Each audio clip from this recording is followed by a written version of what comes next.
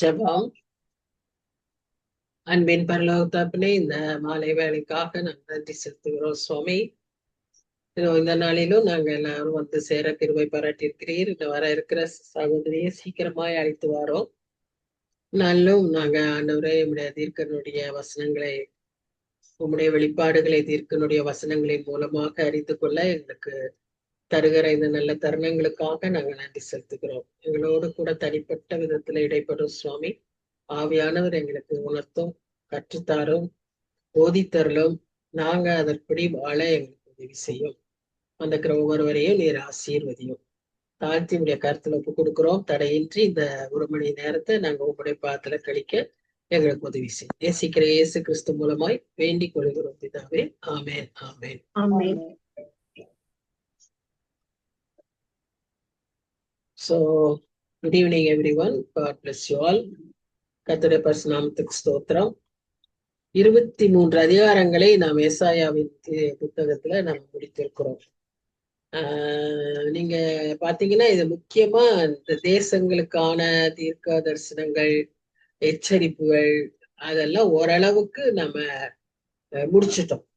இனி வேற வேற டோட்டலா டிஃபரெண்ட் ஆங்கிள் அவருடைய செய்திகள் இருக்கிறத வரக்கூடிய அதிகாரங்களிலே நாம் பார்க்கிறோம். இந்த 24ஆம் அதிகாரத்தையே நம்ம பார்த்தோமானால் இதுல முக்கியமாய்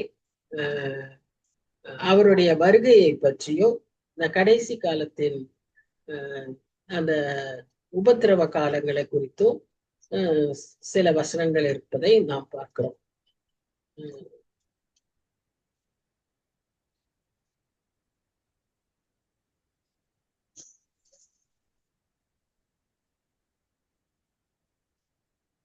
ஏசாயா 24ஆம் அதிகாரம். அதுல 2 முக்கியமான காரியங்களை பார்க்கிறோம். அதாவது 1 to 20 வசனங்கள் உபத்திரவ காலத்தை பற்றியும், 21 to 23 ஒரு 4 வசனங்கள் அது அவருடைய 2ஆம் வருகையை குறித்தும் பேசப்படுகிற பார்க்கிறோம். பாருங்க, ஏசாயா தீர்க்கன் காலத்திலேயே ஏதோ வெளிப்படுத்தல் விசேஷத்துல படிக்கிற மாதிரி காரியங்களை இங்கேயே நம்ம வாசிக்கிறோம். அப்போ அவர் தன்னை வெளிப்படுத்துகிறதற்கு அன்றிலிருந்தே கொஞ்சம் கொஞ்சமா எவ்வளவு அந்த ஜனங்கள் புரிந்து கொள்ள முடியுமோ அந்த அளவுக்கு அவர் வெளிப்படுத்திக்கிட்டேதான் இருந்திருக்கார். ஒவ்வொருவருக்கும் அந்தந்த காலகட்டத்துக்கு ஏற்ற மாதிரி எச்சரிப்புகளை கொடுத்திருக்கிறார். நாம பார்த்தோமானால் நமக்குத்தான் மிக அதிகமான வெளிப்பாடுகளை மிக அதிகமான உபகரணங்கள் மூலமாக மிக அதிகமான விதங்களில செய்திகள் மூலமாக நமக்கு வெளிப்படுத்தியிருக்கிறார். அன்றைய நாட்கள்ல தீர்க்கன் மூலமா கொஞ்சம் பார்ஷலா தான் வெளிப்படுத்தினார். தானியலை சொல்லும் போதே நம்ம அறிந்திருக்கிறோம் இல்லையா? தானியல் கிட்டேயே தூதன் என்ன சொல்வாரு, நீ இத முழுசும் எழுதாத, எழுது ஆனா அதை வெளிப்படுத்தாத, இந்நாட்கள்ல அவங்களுக்கு அது விளங்காது அப்படின்ற மாதிரி அவர் சொல்வதை நம்ம பார்க்கிறோம். அதுல முத்திர போடுன்னு சொல்றோம். ஆனா அதே இது யோவான் கிட்ட இதை எழுது, இதை வாசிக்க வை, ஏன்னா இதுல இருக்கிற காரியங்கள் மக்களுக்கு தெரியணும்னு சொல்லி. So according to the times God is revealing him to mankind, but he is always showing what is happening, what will happen about him as well as about the events that are to happen. அப்படி காமிச்சுக்கிட்டே தான் வராரு. இப்போ நம்ம முதல் வசனத்துல இருந்து நம்ம பார்த்தோம்னா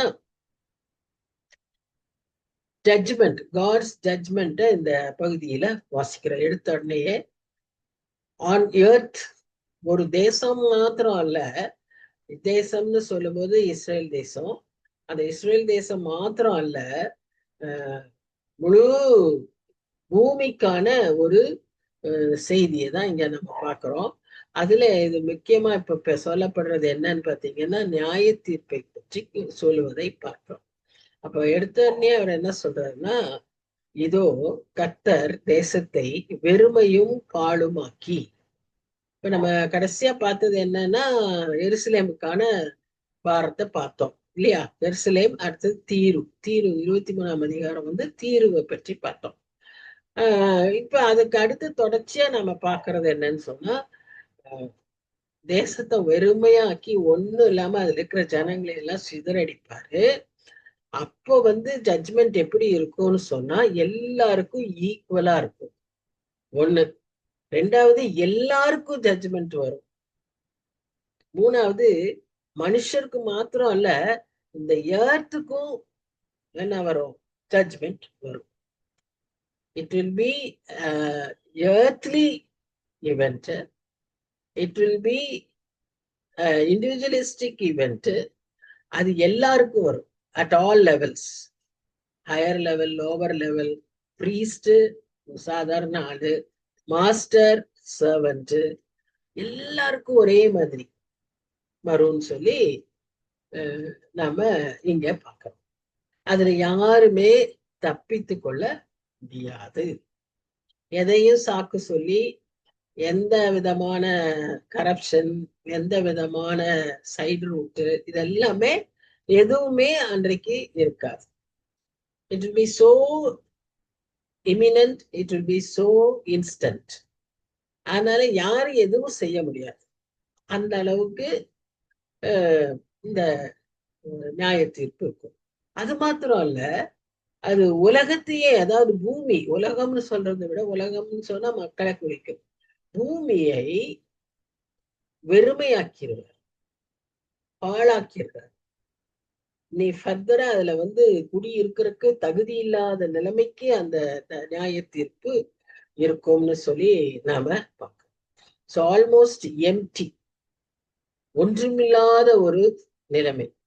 இதை குறித்தெல்லாம் நம்ம எங்க பார்க்கிறோம்னு சொன்னா, வெளிப்படுத்தல் விசேஷத்துல நம்ம முத்திரை நியாய தீர்ப்புகள், அப்புறம் வந்து எக்கால தீர்ப்புகள், இப்படி எல்லாம் வாசிக்கிறோம் இல்லையா? அந்த மாதிரி அதுல எல்லாம் சொல்லப்படுகிற காரியங்கள் எல்லாம் நிறைவேறும், அப்படியெல்லாம் நடக்கும்னு ஏற்கனவே 3000 வருஷத்துக்கு முன்னாலே ஏசாயா சொல்லியிருக்கிறார். இது நம்ம வெளிப்படுத்தல் விசேஷத்துல 9ஆம் அதிகாரத்துல எல்லாம் இதை குறித்து எல்லாம் நம்ம வாசிக்கிறோம். அப்போ இது எதை குறித்து சொல்லுது அப்படின்னு சொல்லி பாத்தீங்கன்னா, அந்த உபத்திரவ காலம். இந்த உபத்திரவ காலத்துல ஒருவேளை நாம வந்து நம்முடைய நம்பிக்கை எப்படி என்று சொன்னா, சபை அதற்கு முன்பாக எடுத்துக்கொள்ளப்படும். இப்ப சபைன்னு சொன்னா யாரு? கிறிஸ்துவை ஏற்றுக்கொண்டவர்கள். இந்த டினாமினேஷன் அந்த டினாமினேஷன் கிடையாது. இங்க இருக்கிறப்ப இப்ப எல்லாரும் என்ன சொல்றாங்கன்னா, நீங்க இதுல மெம்பர் ஆனாதான், இந்த விதமான ஒரு ஞானஸ்நானம் பெற்றிருந்தாதான், இந்த வரங்கள் பெற்றிருந்தாதான், இதெல்லாம் இந்த உலகத்துல சொல்லிக்கிட்டு இருக்கிறோம்.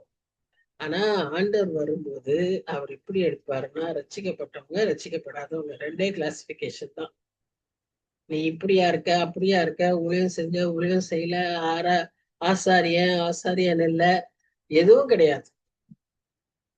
அப்போ அவரோட பிள்ளை, அவர் ரத்தத்தால கழுவப்பட்டவர், அவரு அது இல்லாதவர்கள், ஜீவ புஸ்தகத்துல பேர் எழுதப்பட்டவர்கள், அது இல்லாதவர்கள். இதுதான் கிரைட்டீரியாவா இருக்க போகுது. சரியா? அப்போ அந்த அப்படிப்பட்டவர்கள், கிறிஸ்துவுக்குள்ள இருக்கிறவர்களை அவர் என்ன செய்வாருன்னு வாசனப்படி அவர் என்ன சொல்றாரு? வேதத்தின்படி நம்மை அழைத்து செல்வார், அவரோடு கூட இருக்கும்படியாக நம்மை அழைத்து செல்வார். அப்பதான் இந்த பூமிய நியாயம் தீர்ப்பார். அப்ப இந்த பூமியை நியாயம் தீர்க்கும் போது அவர் என்ன செய்ய போறாருன்னா, இவ்விதமாக ஒரு உபத்திரவ காலத்தை கட்டளையிடுவார். எதற்கு? இன்னும் மீதியா இருக்கிற இந்த ஜனங்கள், சபைக்கு அப்புறம் மீதியா உலகத்துல பூமியில இருக்கிற ஜனங்கள் கர்த்தரிடத்தில் திரும்புவதற்கு ஒரு வாய்ப்பு கிடைக்கும்படியாக அவர் இந்த உபத்திரவ காலத்தை அனுமதிப்பார். அதற்கு பின்பு ஒரு 1000 வருஷ அரசாட்சி அவரே வந்து இந்த பூமியிலே ஆளுவார். திரும்ப வரும்போது இந்த பூமியில அவர் வரும்போது யாரு கூட வருவா? எடுத்துக்கொள்ளப்பட்ட சபை திரும்ப வரும். இந்த பூமிக்கு வந்து அவர்கள் ஆட்சி செய்வார்கள், அவரோடு கூட ஆட்சி செய்வார்கள். திரும்பவும் அது அந்த காலகட்டமும் எதுன்னா, the best of the earthly period. அந்த ஆசீர்வாதங்களை எல்லாம் அந்த மக்களுக்கு கொடுத்து ஆண்டவர்கிட்ட இன்னும் திருப்புன்னு சொல்லி வாய்ப்புகளையும் தருணங்களையும் ஒண்ணு முதல்ல ஒரு உபத்திரவங்களை கொடுப்பார், அதுக்கப்புறம் ஆசீர்வாதங்களை கொடுப்பார். அந்த சமயத்துல பிசாச கூட கட்டி வச்சிருவார். அவங்களுக்கு எந்த விதமான அந்த சோதனைகள்லாம் வராதபடி தடுத்து தடுத்து வைப்பார். ஏன் அப்படி தடுத்து வைக்க வேண்டி இருக்குன்னா, ஆவியானவர் அந்த டைம்ல பூமியில இருக்க மாட்டார். சபை எடுத்துக்கொள்ளப்படும் போது ஆவியானவரும் தன்னிலைக்கு போயிடுவார். பூமியிலிருந்து ஆவியானவர் எடுத்துக்கொள்ளப்படுவார். அப்போ அதுக்கு பின்பு இருக்கிறவங்களுக்கு ஆவியானவரே இருக்க மாட்டார். இன்னைக்கு நமக்கு இந்த மாதிரி வசனம் எல்லாம் புரியுது, பேசுறதெல்லாம் விளங்குது, நாம நல்லா செபிக்க முடியுது, நம்ம ஜெபங்கள் ஒரு அர்த்தமுள்ளதா இருக்குன்னா காரணம் ஆவியானவர் நமக்குள்ள இருந்து நம்மை ஜெபிக்க வைக்கிறார். நமக்கு இதெல்லாம் உணர்த்துகிறார், நினைப்பூட்டுகிறார், போதிக்கிறார். இதெல்லாம் ஆவியானவருடைய செயல். கண்டிக்கிறார், ஜட்ஜ்மெண்ட்டை பத்தி சொல்றாரு, இப்படி இருக்கும்னு சொல்லி அந்த ஒரு பயத்தை நமக்குள்ள கொண்டு வராரு. கர்த்தருக்கு பயப்படுகிற பயம் நமக்குள்ள இருக்கு. இதே ஏசாயா 11ஆம் அதிகாரத்துல எப்படி ஆவியானவர் செயல்படுவார்னு சொல்லி 7 விதமா நம்ம அங்க வாசிக்கிறோம் இல்லையா? அந்த உணர்வின் ஆவி, அறிவின் ஆவி, கர்த்தருக்கு பயப்படுகிற பயத்தின் ஆவி, இதெல்லாம் அவர் செயல்படுகிற விதங்கள். சோ அப்படி அவர் நமக்கு செய்வார். அவரே இல்லாத பட்சத்துல அன்றைக்கு அந்த உலகத்துல வாழ்றது, விசுவாசத்தை காத்துக்கிறது ரொம்ப கடினமா இருக்கும். அந்த கிறிஸ்து வேகமா செயல்படும். அதான் உபத்திரவ காலம். நீ முத்திரை போடலன்னா உனக்கு கிடையாதுன்னு சொன்னா அப்புறம் எங்கிருந்து அவங்க நிலைச்சு நிக்க போறாங்க? ஒருவேளை நம்ம மாதிரி இருக்கக்கூடிய சூழ்நிலையில எனக்கு பட்னியா கூட இருப்பேன்னு சொல்லிட்டு நம்ம இருக்கலாம். சூப்பர் மார்க்கெட்டை எனக்கு ஒண்ணும் கிடைக்கலையா, பரவாயில்ல நான் வாங்கலன்ட்டு இருக்கலாம். ஆனா இப்ப நம்ம வீட்டுல இருக்கிற குழந்தைங்க, வயசானவங்க, அவங்களுக்கு மெடிசின்ஸ் வேணும். மெடிசன் வாங்கணும்னு நீங்க கடைக்கு போனா உன் கையில முத்திரை இருந்தாதான் உனக்கு மெடிசன் கிடைக்குங்கிற சூழ்நிலை வந்துச்சுன்னா அப்ப உறுதியா நிக்கிறது எப்படி? இங்கதான் இருக்குது கேள்வி. அந்த மாதிரி காலகட்டத்துக்கு நம்ம தப்பிச்சு கொள்ளணும்னு தான் நம்ம என்ன செய்யணும்? விழிப்பா இருந்து ஜெபிக்கணும்னு சொல்லி லூக்கா 21ஆம் அதிகாரம் 35ஆம் வசனத்துல வாசிக்கிறோம். இப்படிப்பட்ட காலங்களுக்கு தப்பித்து கொள்ள நீங்கள் எப்பொழுதும் விழிப்புடன் ஜெபிக்க வேண்டும், ஜெபத்தில் தரித்திருக்க வேண்டும்னு வாசிக்கிறோம். சோ இப்போ நமக்கு சிச்சுவேஷன் ஓரளவு புரியுதுன்னு நினைக்கிறேன். அப்போ நம்ம இந்த மாதிரி சூழ்நிலையில தான் என்ன நடக்குதுன்னா, அந்த ஜட்ஜ்மெண்ட் வரும்போது தேசம் புலம்பி வாடும், பூமி சத்துவமற்று உலர்ந்து போகும், தேசத்து ஜனத்திலே உயர்ந்தவர்கள் தவிப்பார்கள். தேசம் தன் குடிகளின் மூலமாய் தீட்டுப்பட்டது. அவர்கள் நியாயப்பிரமாணங்களை மீறி கட்டளையை மாறுபாடாக்கி நித்திய உடன்படிக்கையை முறித்தார்கள். இது நிமித்தம் சாபம் தேசத்தை பட்சித்தது. அதன் குடிகள் தண்டிக்கப்பட்டார்கள், தேசத்தார் தகிக்கப்பட்டார்கள், சிலர் மாத்திரம் ஈந்திருக்கிறார்கள். நம்ம இந்த வெளிப்படுத்தல் விசேஷத்தை நல்லா படிச்சிருந்தோம்னால் நமக்கு தெரியும். ஒவ்வொரு முத்திரையிலும் சரி, ஒவ்வொரு ஜட்ஜ்மெண்ட்லயும் சரி, அது எந்த போல் ஜட்ஜ்மெண்டா எப்படியா இருந்தாலும் 1/3 தான் பார்ப்போம். 1/3 will be killed and the rest will be left. அப்ப அந்த மாதிரி ஒரு ஒரு கூட்டம் மீதி இருந்துகிட்டே இருக்கும் ஒவ்வொரு ஸ்டேஜ்லயும். so that they will have an opportunity to repent. The 1/3 will be the ones who would totally reject. அவங்களுக்கு அந்த ரிப்பெண்டன்ஸ்குள்ள வர வாய்ப்பே இருக்காது. ரிஜெக்ஷன் பண்றவங்க, அக்செப்டே பண்ணாதவங்க, அவங்களுக்கு தண்டனை வரும். அடுத்த ஒரு மாதிரி ஆசிலேஷன்ல இருக்கிறவங்க, திடீர்னு அவங்க கொஞ்சம் ரொம்ப சென்சிட்டிவா இல்லாம இருந்தவங்க, அவங்களுக்கு ஒரு வாய்ப்பு கிடைக்கும் இந்த டிஃபிகல்ட் சிச்சுவேஷன்ல. அதுல ஆவியான துணை இல்லாம முயற்சியோடு பிரயாசத்தோடு அவங்க விசுவாசத்தை அவங்க வெளிப்படுத்தணும், சாட்சியா இருக்கணும்.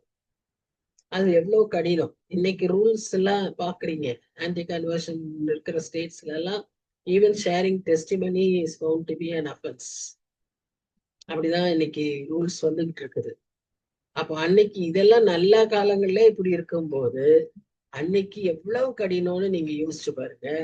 அப்படி இருக்கிறப்போ அவங்க அந்த மாதிரி வர்றதுக்கு தான் அது. அப்போ ஒரு சிலர் மாத்திரம் மீந்திருப்பார்கள், மற்றவங்க எல்லாரும் தண்டிக்கப்படுவாங்க. எதுக்காக தண்டனை? இது என்ன கர்த்தர் சும்மா ஒரு காரணமே இல்லாம ஒரு கொடுமையாக ஒரு கொடூரமாக தண்டிக்கிறாரா? கர்த்தர் அப்படி செய்கிறவர் இல்லவே இல்லை. அவருடைய இரக்கங்களை நீங்க பார்க்கும்போது அவ்வளவு இரக்கமுள்ள தேவனா இருக்கிறான்னு சொல்லி வேதம் முழுவதிலும் பார்க்கிறோம்.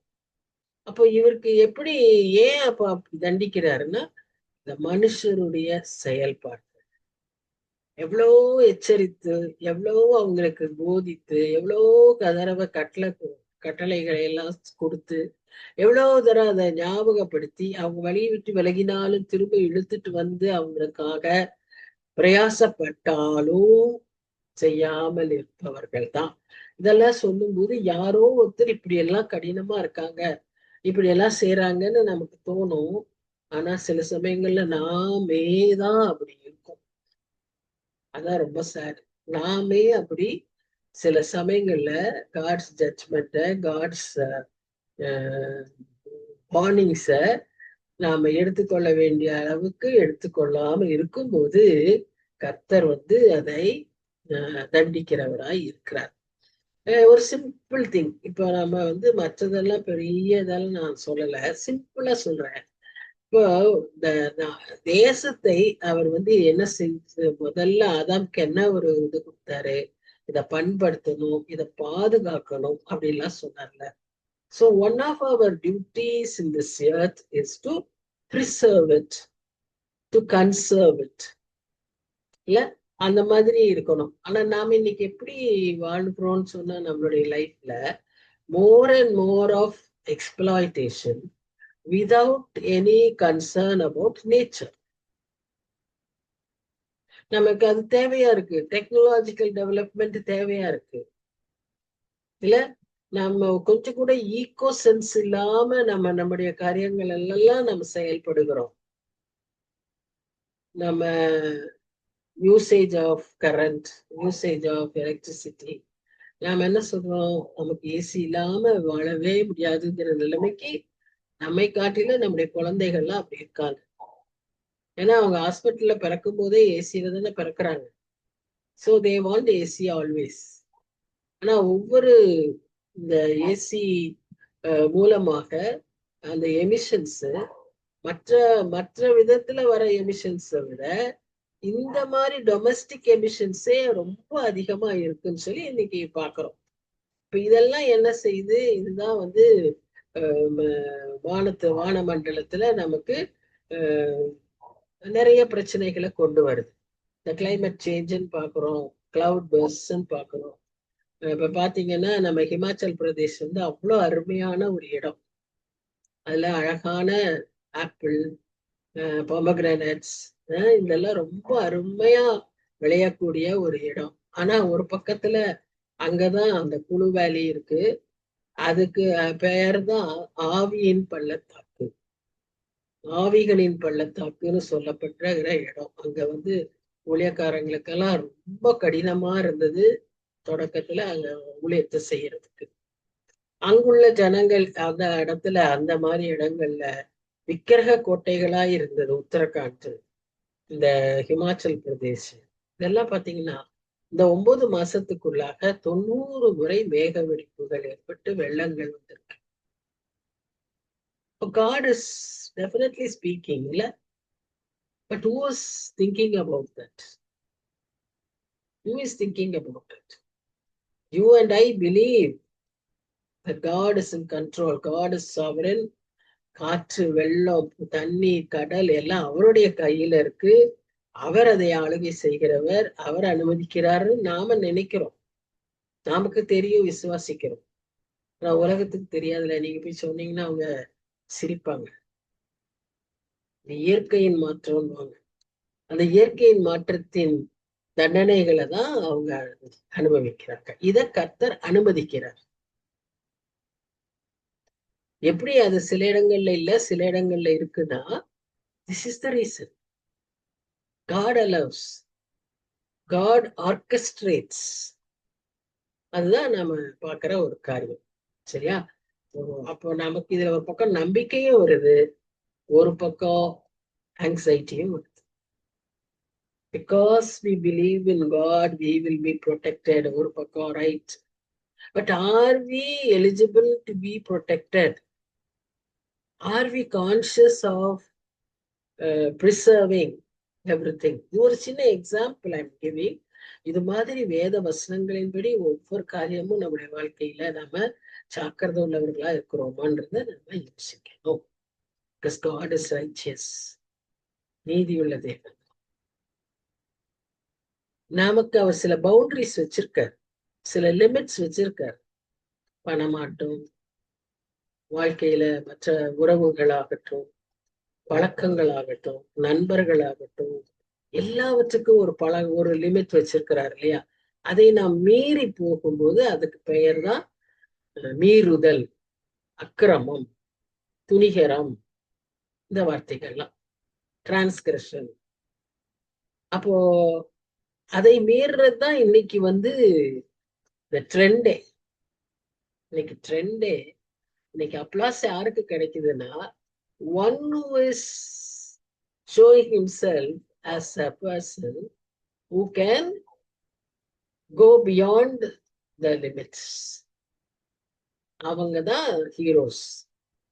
அவங்க தான் இன்னைக்கு பெரிய அப்ரிசியேஷன் பெறுகிறவர்களாய் இருக்கிறார். நமக்கு ஒண்ணுமே நம்ம தடை செய்ய முடியாது. Break all the rules, no boundaries. அதுதான் இன்னைக்கு ட்ரெண்ட் ஆஃப் தி ஏஜ். நம்ம தான் நியூஸ்ல கேள்விப்படுறோம்ல, ஜென்சின்னு சொல்றாங்களே. நேபாள்ல, பிரான்ஸ்ல, ஆஸ்திரேலியாவில், லண்டன்ல இந்த ஜென்சி குரூப் தான் in all rallies. They are the most frustrated group, generation.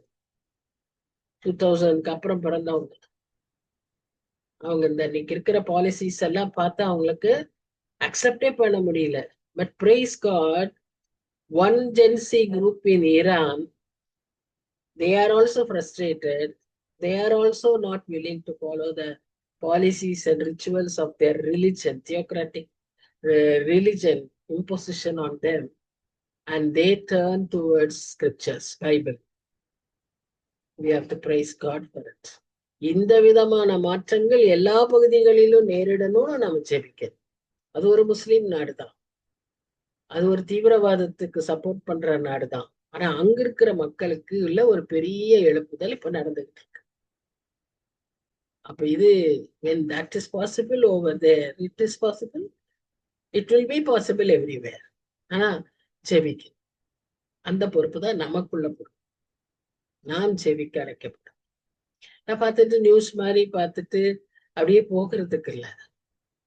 எப்படி ஜெபிக்கணும்னு ஆண்டவர் சொல்லி தருவார். ஜெபிக்க ஆரம்பிக்கணும். ஜெபிக்கும் போது கர்த்தர் நிச்சயமாய் ஆவியானவர் நமக்கு சொல்லி கொடுப்பார்.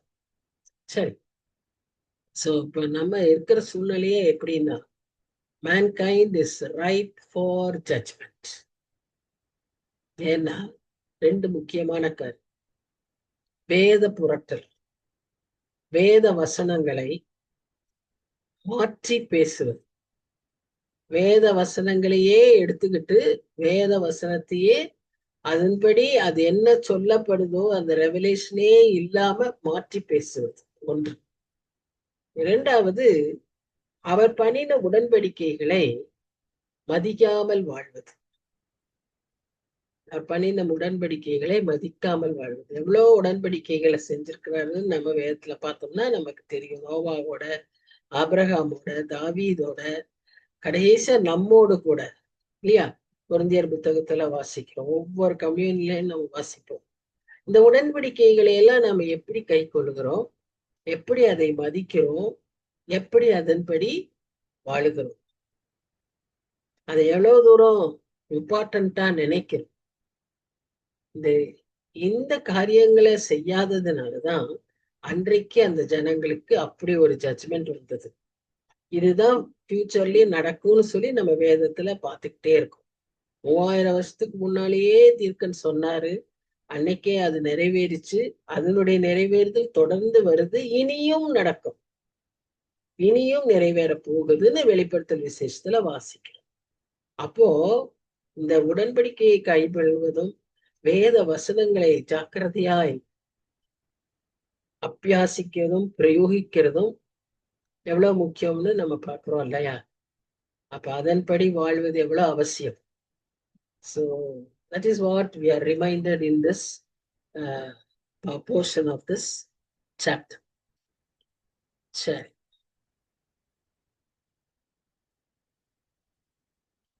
7, 8, 9, 10 இந்த வசனங்கள்ல என்ன பார்க்கிறோம்?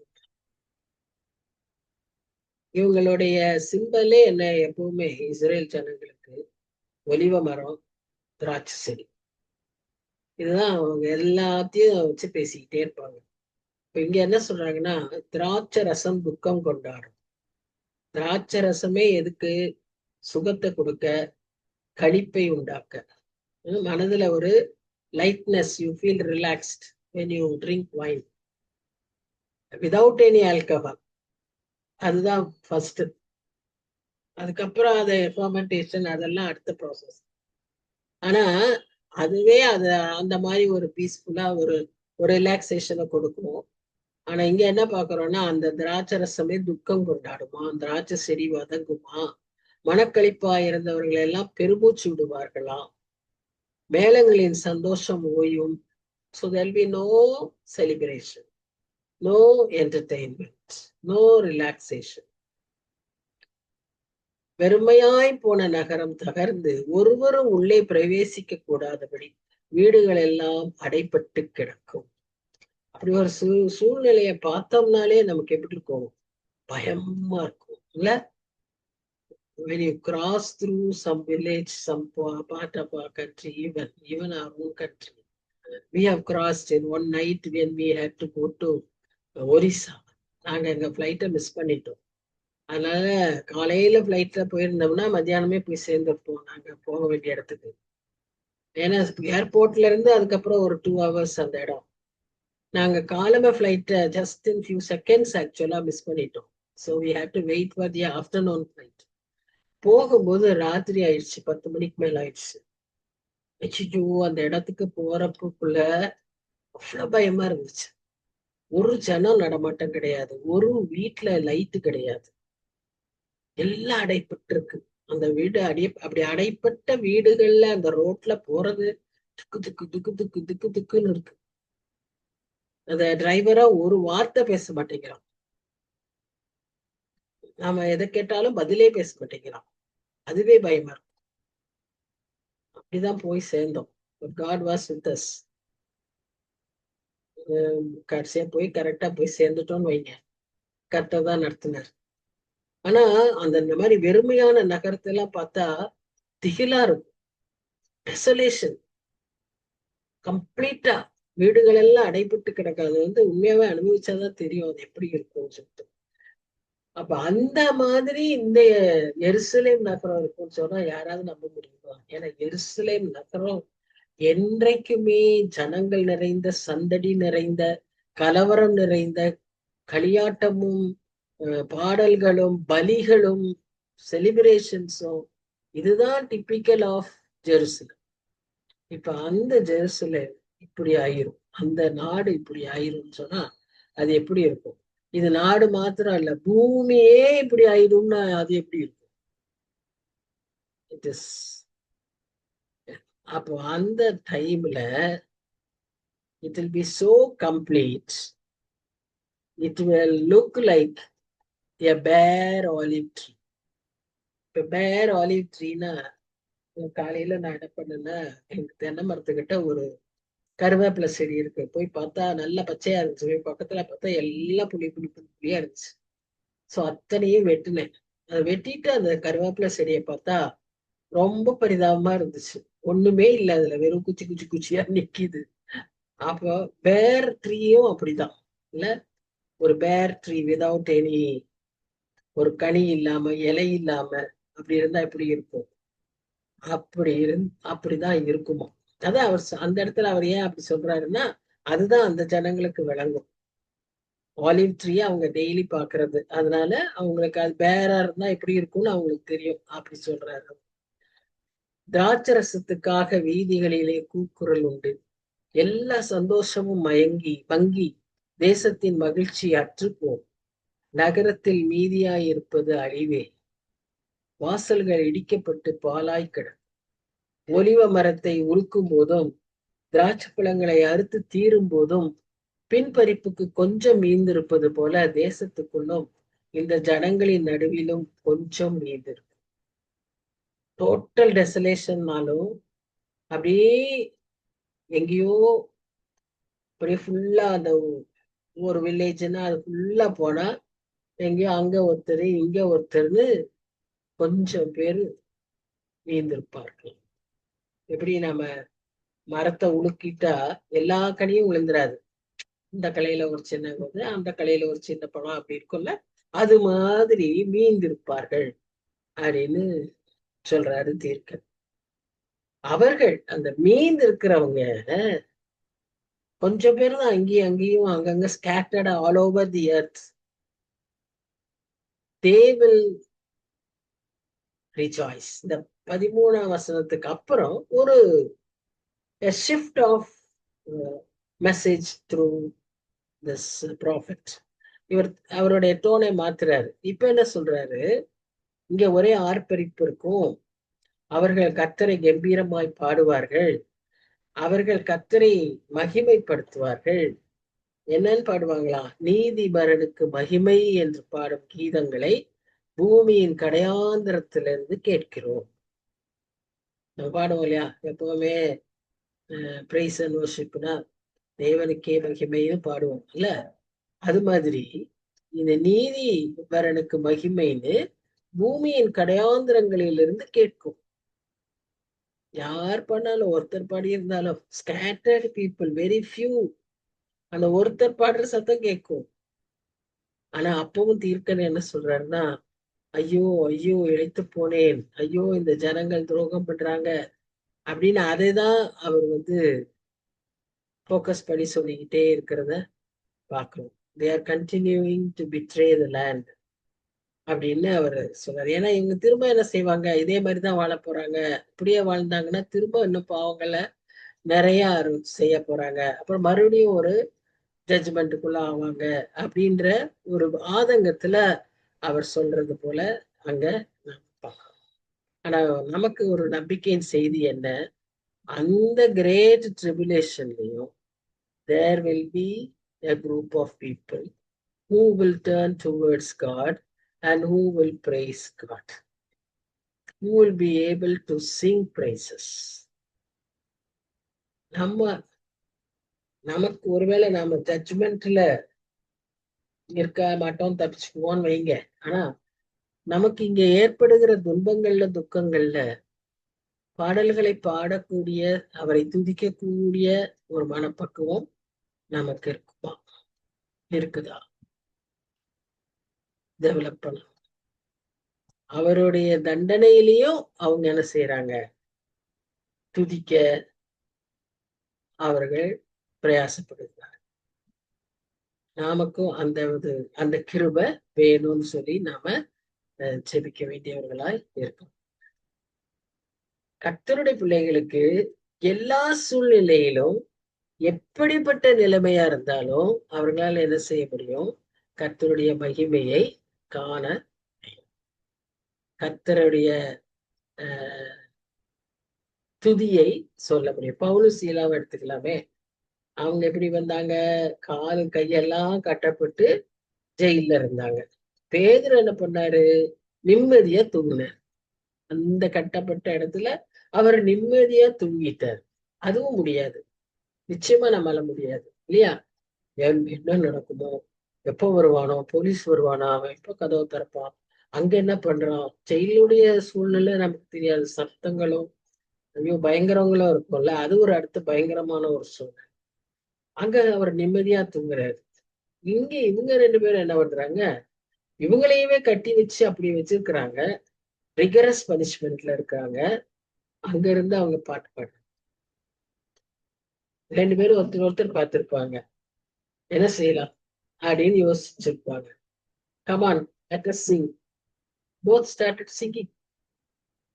அது எப்படி ஒரு ஃபெலோஷிப்பா இருந்திருக்கும்னு யோசிச்சு பாருங்க.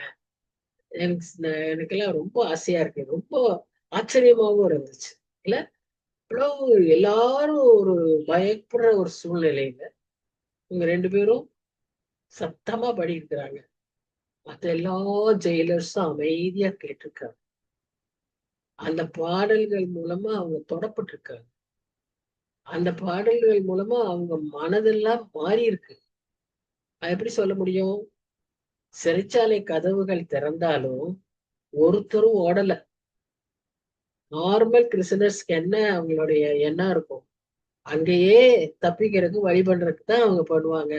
வர ஜெயிலரை குத்திட்டு ஓடுறதுக்கு தான் பார்ப்பாங்க. சாவியை பிடிக்கிட்டு பண்றதுக்கு பார்ப்பாங்க.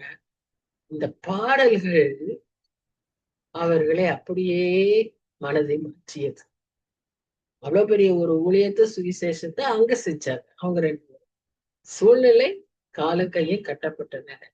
நம்ம எவ்வளவு சாக்குங்க சொல்றோம்ல, எவ்வளவு ஈஸியா எக்ஸ்கியூசஸ் கொடுத்துட்றோம். ஆனா அவங்க 2 பேரும் அப்படிப்பட்ட சூழ்நிலையில பாடல்ல பாடினா அந்த பாடலை கர்த்தர் ஆசீர்வதிச்சு. அவர் ஆசீர்வதிக்கலைன்னா அந்த விளைவு வராது. இவங்க 2 பேரும் ரொம்ப அழகா பாடினாங்கன்னு நான் சொல்லல. இவங்க பாடின பாடல்ல அங்க விளைவு வந்ததுக்கு காரணம் கர்த்தர் செயல்பட்டார். அந்த ஜெயிலர் குடும்பம் ரசிக்கப்பட்டது. ஆச்சரியமான காரியங்களை செய்யும். இங்கேயும் இந்த ஜனங்களை நம்ம என்ன பார்க்கிறோம்னா, அந்த சூழ்நிலையில கர்த்தரைக்கு துதிக்கிறதுக்கு அவங்களுக்கு காரணங்க கிடைச்சது. தண்டிக்கிற சூழ்நிலை, நியாய தீர்ப்பு வந்திருக்க சூழ்நிலை, பூமி வெறுமையா இருக்கு, நகரமெல்லாம் டெசலேட்டா இருக்கு. இதுல அவங்க ஒரு வழிய ஒரு கிருபைய பார்த்திருக்காங்க. They saw some goodness and began to praise God. கர்த்தருடைய பிள்ளைகளுக்காக எல்லா சூழ்நிலைகளிலும் அந்த சூழ்நிலையில இருக்கக்கூடிய நன்மைகளை நாம் காண முடியும். Even in judgement.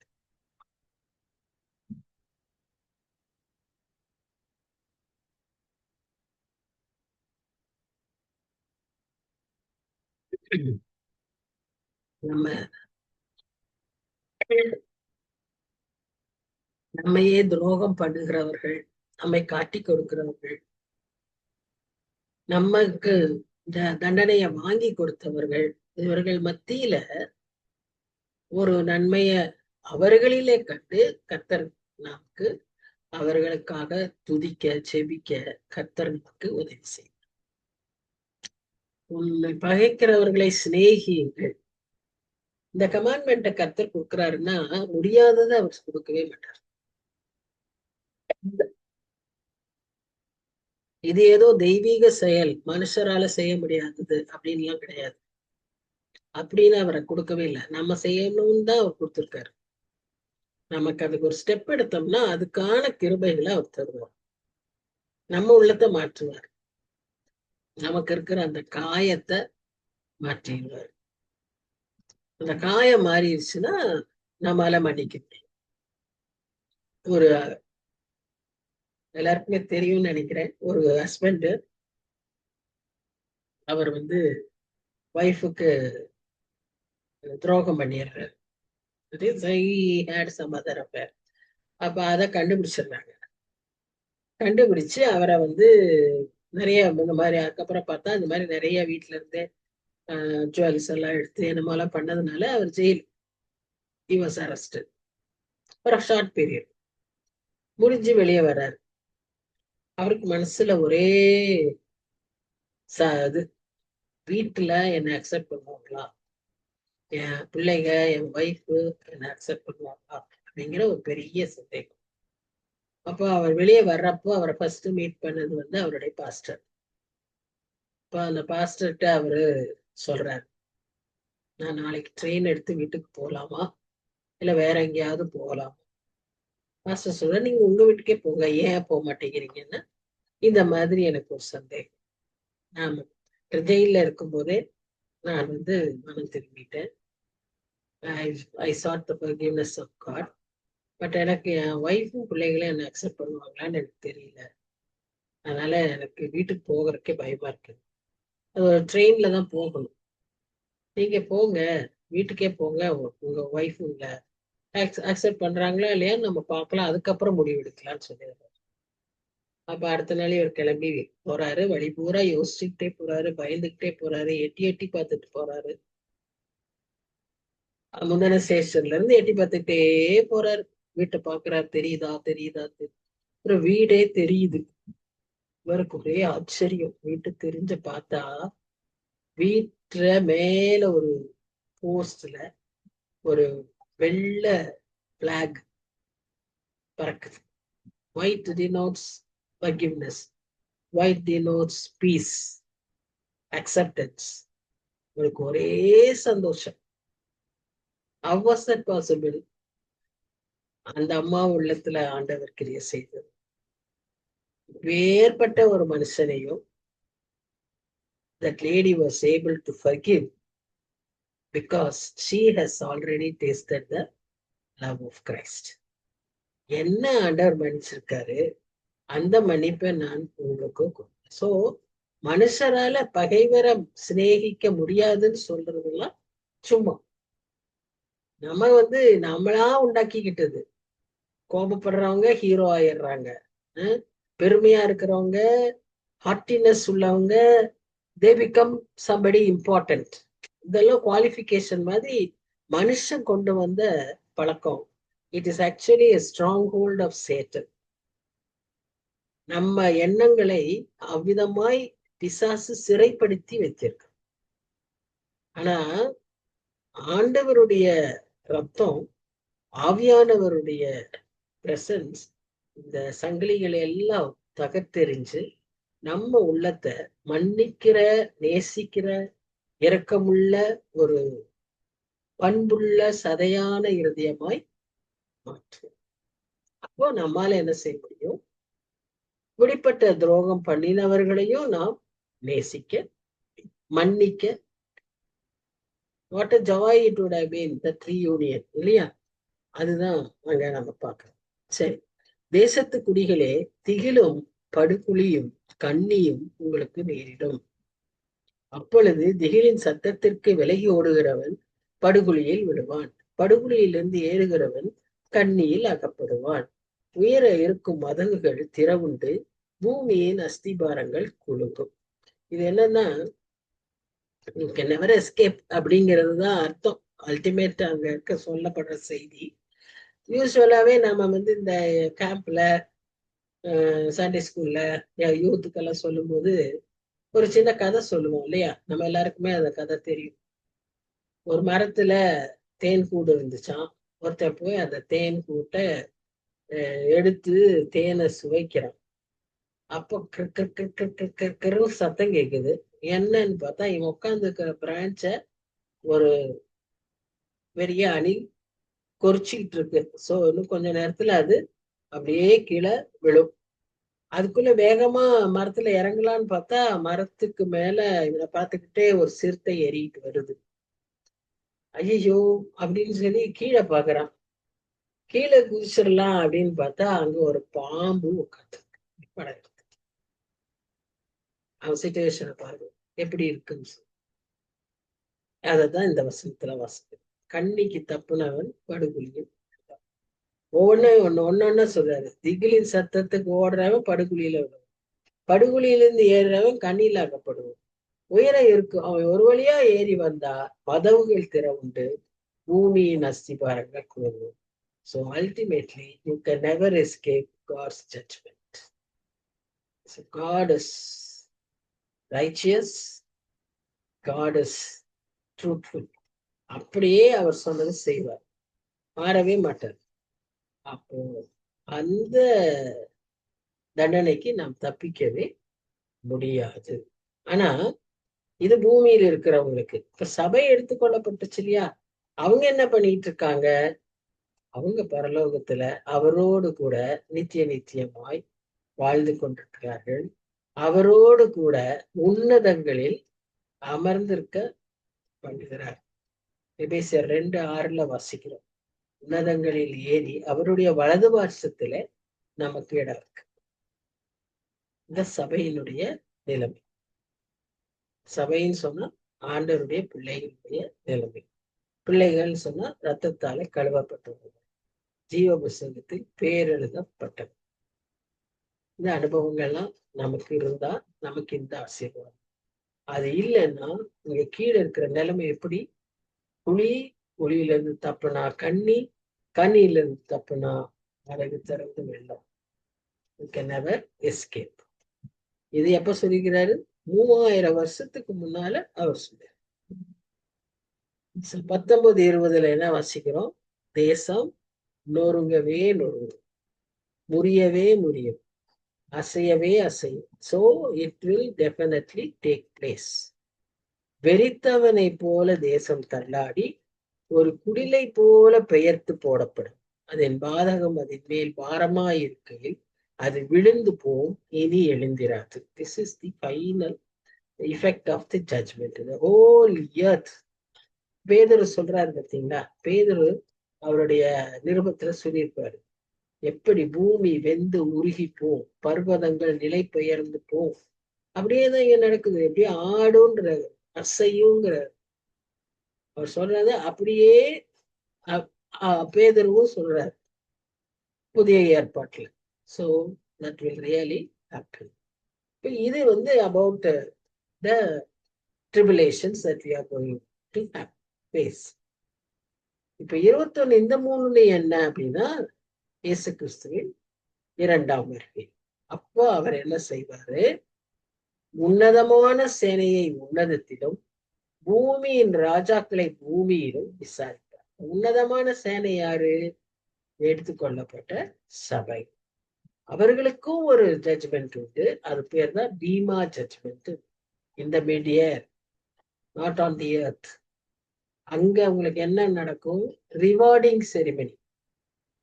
எப்படி பத்மபூஷன் அந்த விருது, இந்த விருது அப்படின்னு சொல்லி அந்த விருதுகளை கொடுக்கறதுக்கு எவ்வளவு ஒரு கிராண்ட் செலிப்ரேஷன் பிரசிடென்ட் கொடுப்பாங்க, எல்லாரும் உட்கார்ந்துருப்பாங்க.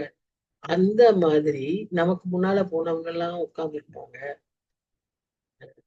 நமக்கு இயேசு கிறிஸ்து எழுந்து கிரீடங்களை வைப்பார், நமக்கான முத்துக்களை வைப்பார், நமக்கான ரிவார்ட்ஸை கொடுப்பார். அது உன்னதமான ஜட்ஜ்மெண்ட்.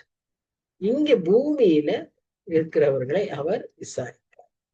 அப்போ அவங்க என்ன செய்வாங்க? ஓடி போய் ஒளிஞ்சு கொள்வாங்க. கெபியில் ஏகமாய் கட்டுண்டவர்களாக சேர்ந்து காவலில் அடைக்கப்பட்டு அநேக நாள் சென்ற பின்பு விசாரிக்கப்படுவார்கள்.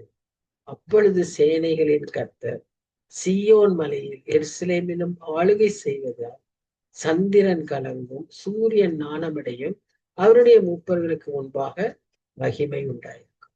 சோ இது என்ன நம்ம பார்க்கிறோம்னா, கர்த்தருடைய வருகை. அவர் வரும்போது காஸ்மிக் டிஸ்டர்பன்சஸ் இருக்கும். யோவேல் தீர்க்கதரிசி சொல்லியிருக்கிறாரு, நிறைய மைனர் ப்ராஃபிட்ஸ் இதை பற்றி சகரியா சொல்லியிருக்கிறாரு. இந்த மாதிரி சூரியன் இருளடையும், அல்லது சூரியன் மறைந்து போகும், அப்புறம் சந்திரன் அதுவும் ஒளி இல்லாமல் போகும். இப்படியெல்லாம் நம்ம வாசிக்கிறோம் இல்லையா?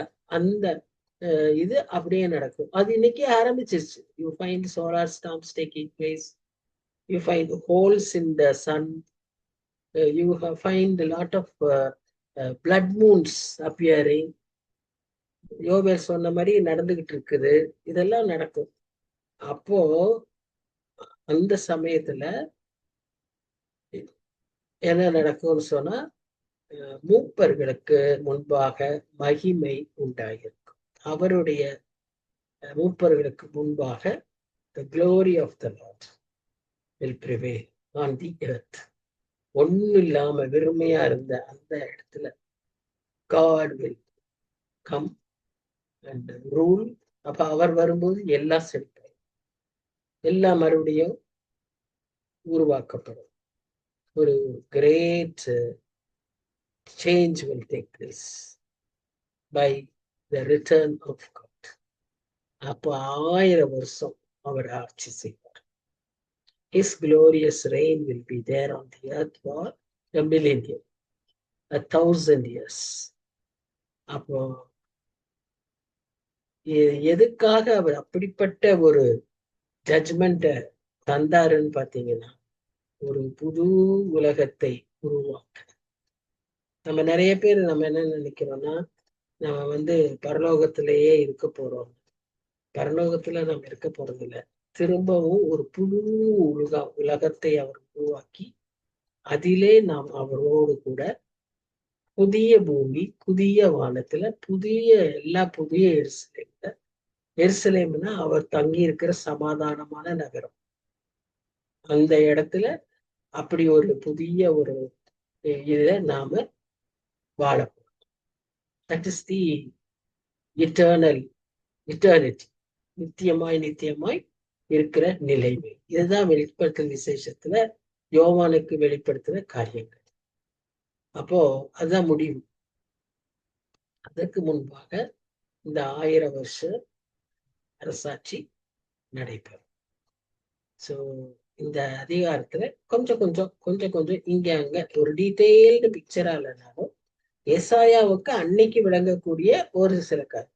பட் நான் இதுல என்ன சொல்ல வரேன்னா, அப்ப இருந்தே ஆண்டவர் தன்னுடைய கடைசி நாட்களை பற்றியும் வருகையை பற்றியும் பேசிக்கொண்டே இருந்தார். அப்போ இருந்தேன்னு நான் சொல்றதுக்கு நோவாவுக்கு முன்னால இருந்தே பேசிட்டு இருந்திருக்கிறாரு. ஏனோக்கு கூட பேசியிருக்கிறாரு இல்லையா? ஏனோக்கே அவருடைய வருகையை பற்றி பேசியிருக்கிறாருன்னு தான். Oh, God has been revealing it part by part to his people. இப்ப நமக்கு இவ்வளவு தூரம் கத்து தெரிவிக்கிறாரு, பார்க்கிறோம், தெரிஞ்சுக்கிறோம்னா it is with a purpose. It may not be for others.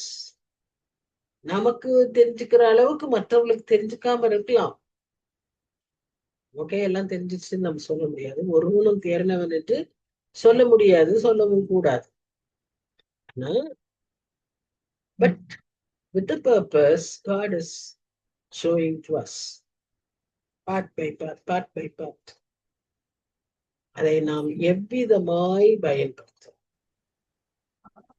எப்பவுமே கொடுக்கப்பட்டிருக்கிற அறிவுரை என்ன? விழித்திருந்து ஜெபம் பண்ணுது, ஆயத்தப்படுத்து.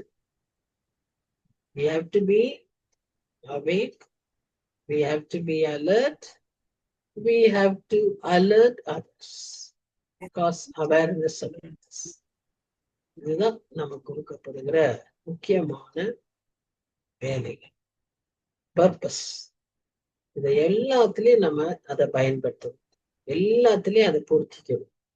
எல்லாவற்றிலும் இதை நாம் நினைவு கூற. இந்த அதிகாரத்திலும் நமக்கு இந்த செய்தியை அருமையாய் ஏசாயா நம்மோடு கூட அவர் பகிர்ந்திருக்கிறார். சரி, ஆண்டவரே, உம்முடைய அளவற்ற அன்புக்காக நாங்கள் நன்றி செலுத்துகிறோம். நீர் எவ்வளவு உண்மை உள்ளவராய், உம்முடைய வசனங்கள் ஒவ்வொன்றும் உறுதியானவைகளும் நிலைவரப்பட்டதாகவும் அது அப்படியே நிறைவேறுகிறதாகவும் இருப்பதற்காக நாங்கள் நன்றி செலுத்துகிறோம். தகப்பனே, உம்முடைய உண்மைத்துவத்தை